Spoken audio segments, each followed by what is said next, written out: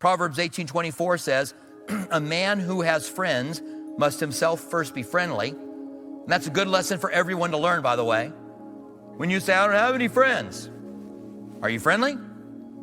Then he says, but there is a friend who sticks closer than a brother. There's something special about having friends. I talked about the commitment to your wife or the commitment to your husband and the bond that is built there. If you will have that as a soul commitment to that person. But it's also important for everyone, those who are married as well as those who are single, to have friends, to have their own friends, to have their commitment. So I had married Kathy. I hope she doesn't mind me sharing this, by the way. She's at least here now, so we'll see how this goes. So I lost my late wife in December of 2012.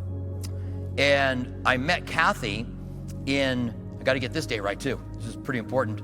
I met Kathy in July, July of 2014. And we began to develop a friendship.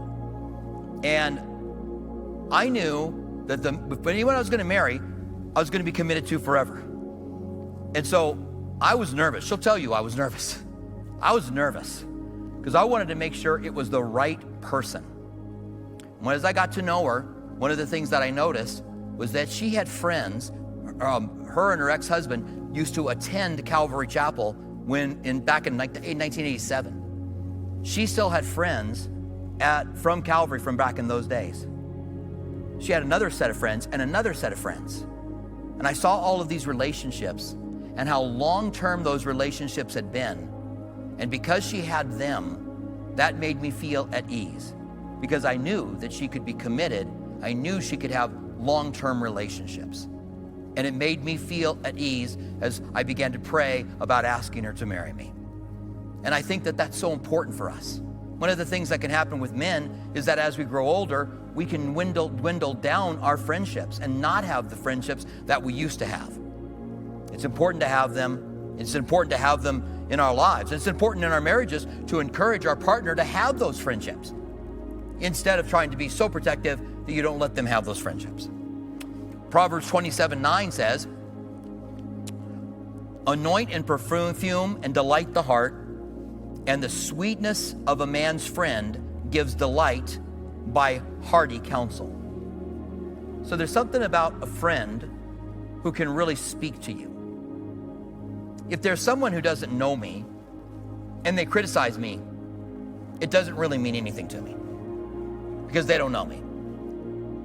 And trust me, I get a lot of criticism from people who don't know me. But when there's someone who knows me and they criticize me, they're a friend, then I take it to heart. And I've got friends who will challenge me, who will say, why are you doing that? Because there's something about the counsel of those who know you. In fact, I don't believe that we really can speak effectively into anyone's life unless they know we care about them.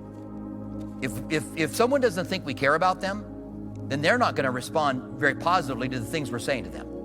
But once they know we care about them, they know we're saying it because we care. And a friend can share something more specifically than anyone else can.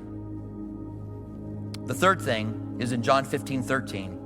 Greater love has no one than this, that they lay down one's life for his friend. Now, Jesus said that to his disciples, and he said, I have called you friends. And that's the greatest love that we have. But I think of the love that Jonathan had for David, that he knew God called him, knew that God had him to be king, and was willing to stand beside him, to acquiesce and give everything up, and to stand beside him as he became king and take whatever God had for him. Now, what God had for Jonathan was for his life to be taken from him young, taken from him early. But he was willing to do those things that God had for him. The real aspect of a friend is that willingness to sacrifice. I'll sacrifice and I'll give up because I really care about you. And that's the sacrifice that Jesus had when he said, greater love is no one than to lay down his life for a friend. And may God allow us to have close friendships in our lives. May they be sacrificial.